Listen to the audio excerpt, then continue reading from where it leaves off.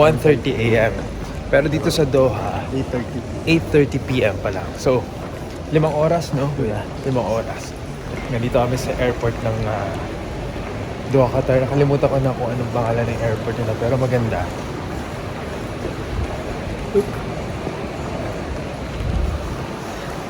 Exciting? Let's do this.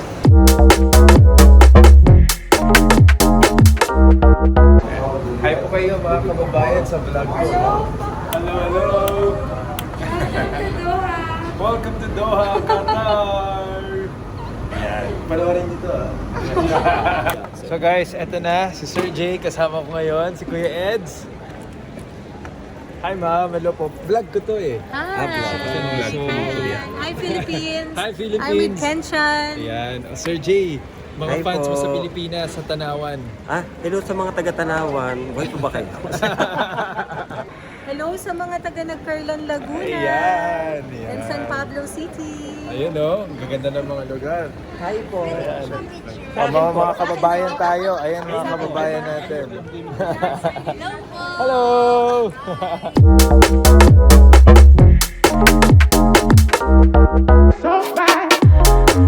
Sobrang looking forward ako sa mga cuisine nila dito kasi talagang ako, type ko talaga, hilig ko yung mga Sa mukha. ano bang tawag doon? Middle Eastern food? Tama? Middle Eastern food. Yeah. Middle East. Yung mga Arabic fans cuisine. ni JR, ang daming mga fans ni JR. Siyempre, nandito rin si Derek Monasterio. Hey! Siyempre What's up? naman. What's up? Hello. Kain tayo.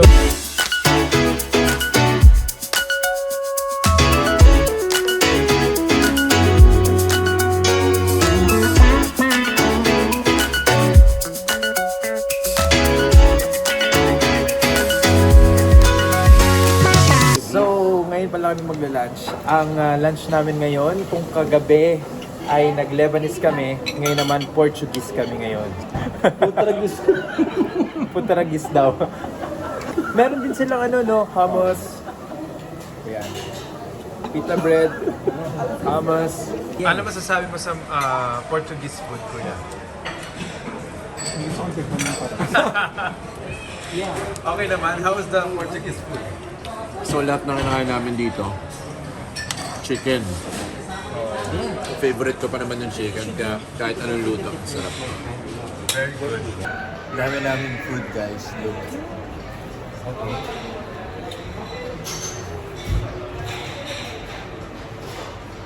Sana maubos namin. Kain mo na kami.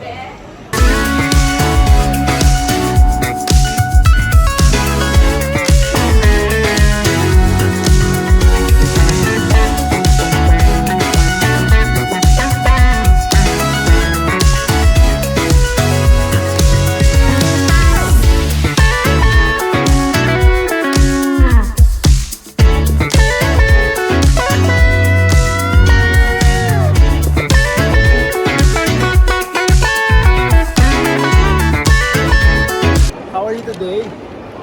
How are you to find out? How are you today? Then, bumili kami ng damit namin para sa show namin. Yes. Dito sa, Sa 29. Qatar. Sa Lulu. Sa Lulu. Lulu Abu Dhabi. Lulu Abu Sidra. So bumili kami ng damit namin para may maisuot kami. And ngayon nandito tayo sa isang, anong mall to? Bellagio mo. Bellagio. Kaya pala. Kaya pala. Oh yeah, kasi Pero 'di ba? Bellagio, ito parang village. Bellagio. Totoo ba? Oo, di ba? Village, Bellagio. Hindi. Oo, hindi siya big. Hindi. 'Di ba Bellagio kasi 'di ba kilala ang Bellagio sa ganyan, yung yan, yung ceiling ulap.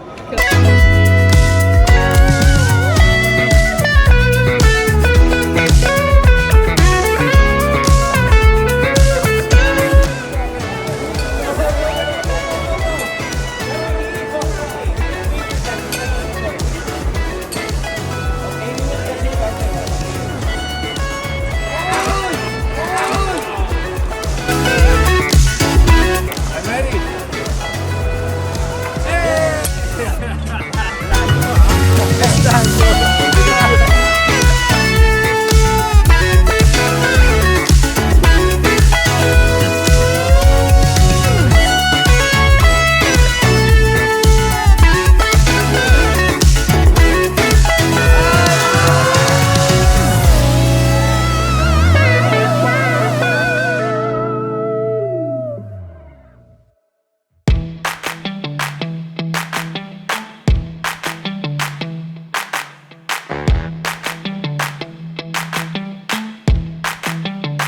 Good morning. So ngayon pa lang kami kakain. Umorder ako ng steak kasi medyo na-miss ko na yung beef. But today, hindi ko alam kung anong gagawin namin. Wala kaming ganap ngayon, araw na to. Na-move yung event namin tomorrow. So ngayon, libre kami the whole day. So nag-iisip kami kung anong pwede namin gawin dito sa Doha. Pwede kong kitain yung mga kaibigan ko. Si Jen, yung kaibigan kong purser na, yon. Na taga dito kasi siya, base siya dito sa Doha, Qatar. Kagagaling lang nila ng Africa. Pwede ko silang kitain mamaya. Pero ngayon, kain muna tayo. Ahap yung food. Dito lang kami sa hotel ngayon kumain. Para relax lang tayo. And then, saka natin isipin kung ano yung pwede natin gawin today. So, kain muna tayo. At syempre, kasama ko ang best friend!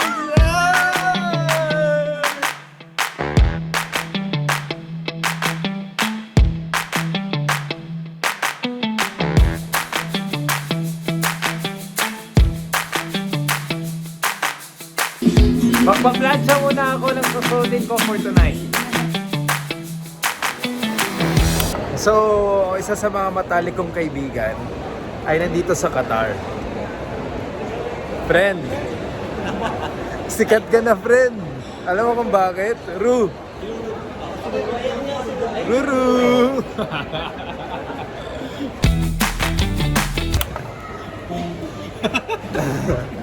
Wala nang chopsticks dito. Kamay-kamay na lang. Crab sticks. Sabi mo? Ano yung crab sticks? Crab sticks for dinner. So, nasa tayo ngayon? Pagkaganyan, anong content naman? Nasa tayo ngayon doon sa Pinas? Sirasata. Ha? Sirasata. Nandito kami sa city center sa Doha, Qatar. And Parang ang lakas. Parang ang lakas. Stretch mo na leg. nag-stretch ka ba? Ayan, kakataas lang namin kumain, ang dami namin kinain. And ngayon, Pupunta na kami sa CR kasi marami kami.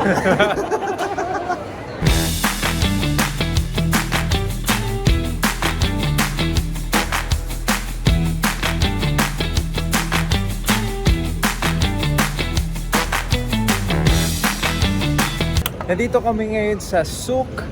Anong tawag dito? Waqif. Souk Waqif. Ay, yan mga kasama ko. Souk Waqif. At ito yung iconic na golden thumb nila. Yan, oh.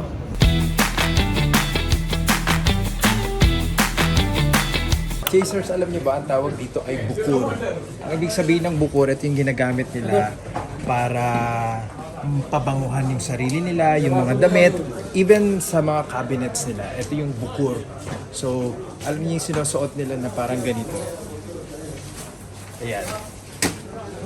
Ang ginagawa nila pag suot nila yan, nasa ilalim yung bukur. Papabanguhan nila yon, sisingaw na yun sa buong katawan nila. So, para mabango, di ba?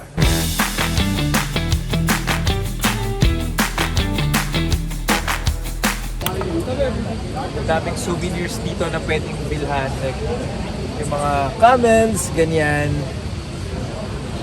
Actually, ang kaganda. Uy! Ito ang kailangan kong bilhin. Kasi di ba nagko-collect ako ng mga snowballs. Kahit saan ang mga bansang pumunta, ang unang hinahanap ko mga snowballs. So, kailangan kong bumili nito.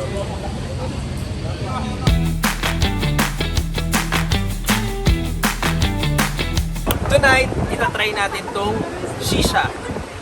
So, ito yung very traditional sa kanila to dito sa Doha, Qatar. Hindi lang sa Doha, Qatar, kundi sa mga Middle Eastern country. So, try natin.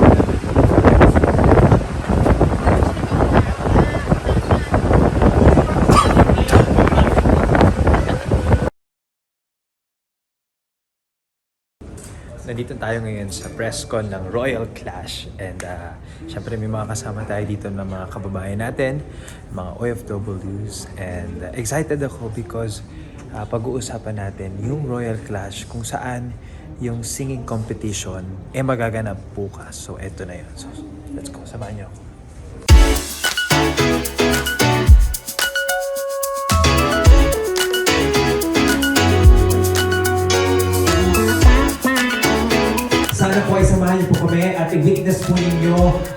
talento ng mga Pilipino sa pagkanta dito sa Doha, Qatar. Sana po ay ma-meet po namin kayo. Looking forward na ma-meet po namin kayo bukas. 5 p.m. po yan. Ako si Dramon. Yes, of course!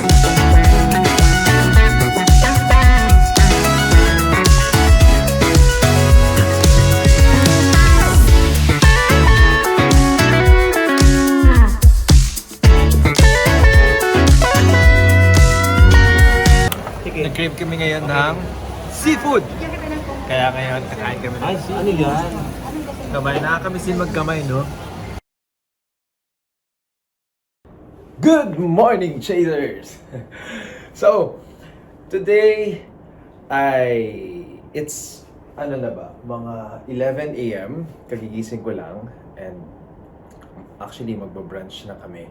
By 12:30, pupunta kami sa Abu Sidra Mall kasi today gagawin yung singing competition ng mga OFWs dito sa Doha, Qatar. So 12:30 may rehearsal kami ni Derek. And then 4:30 p.m. punta na kami ng Abu Sidra Mall para dun sa main event. Excited ako kasi it's a singing competition and alam niyo naman, gustong-gusto ko ng singing competition dahil every time na nanonood ako o nung nandun ako sa The Clash, sa GMA, talagang na-entertain ako. And ganun din yung nararamdaman ko ngayon dito. Today, medyo busy tayo ngayon. Ito na yung talagang work. Kaya kain muna tayo. Nag-order na ako dito ng, ito guys, salmon. Healthy tayo today. Healthy tayo. Tsaka cafe mocha. So, I'll see you later, guys.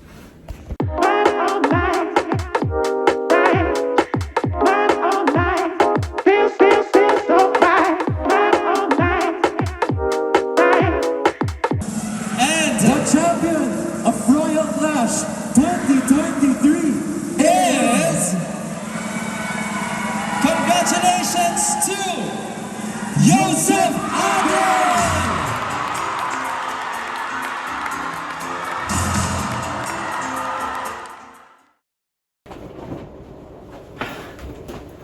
And tapos na for today's event. Kakatapos lang namin, pahinga na. Pero titignan natin kung ano yung pwedeng iplano tonight. Kung anong pwedeng i-dinner o kung pwede pang makapasyal dito sa Doha. I'm happy dahil natapos namin yung isa naming trabaho dito, which is yung singing competition. And looking forward ako sa lahat ng mga mangyayari bukas! Pero ngayon, pahinga muna tayo. Dahil nakakapagod. Time to rest!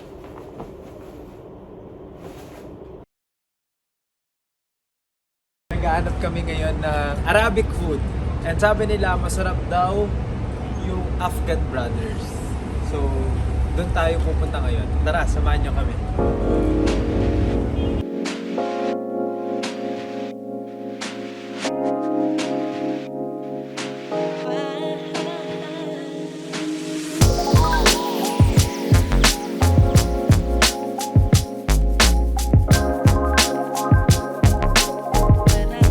Dito sa mga authentic way kung paano kumain ng Arabic food o ng Middle Eastern food ay dito sa Afghan Brothers. Kasi, tingnan mo.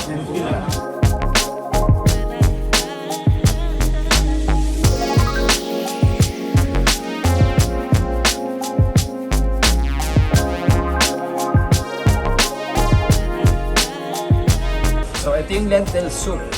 Lalagyan natin ng lemon. Ganun daw yung proper way. Tapos ito yung vegetable salad pero walang sauce. Ang pinaka sauce niya itong lemon na. Yun na yun.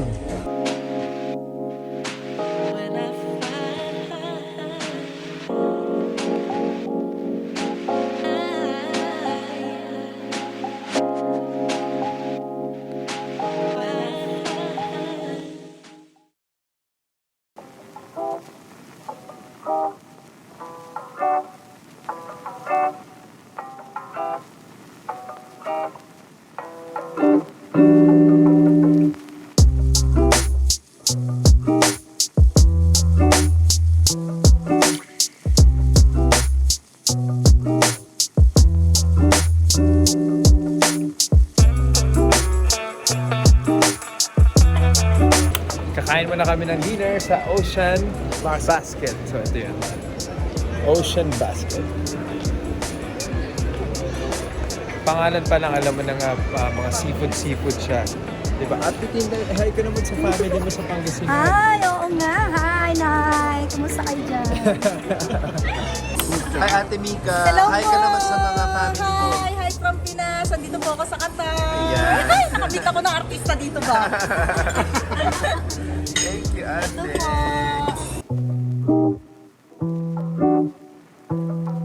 It's time to eat.